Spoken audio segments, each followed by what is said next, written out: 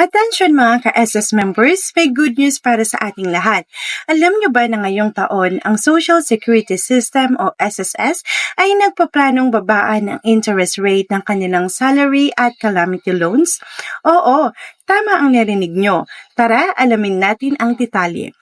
Sa kasalukuyan, 10% per annum ang interest rate para sa mga salary at calamity loans.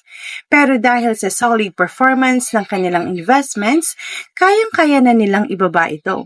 At ang resulta, mas maliit na babayaran, mas malaki ang loan proceeds.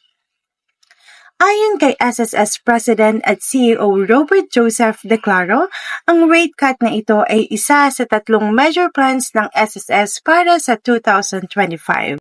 Interest rate cut, pagpapadali ng AKOP, better collection compliance.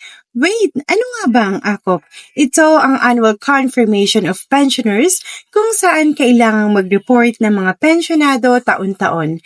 Ngayon, nire-review na ng SSS ang mga guidelines para mas mapadali ito. Posibleng home visits na lang in the future. Convenient, di ba?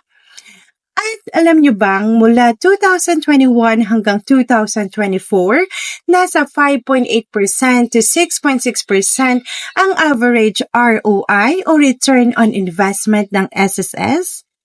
Kaya kampante silang babaan ng interest rate. Ang 1% contribution hike ngayong taon ay magdadagdag ng tinatayong 51.5 billion pesos sa 2025. Mas marami pang pondo, mas marami pang programa para sa mga members.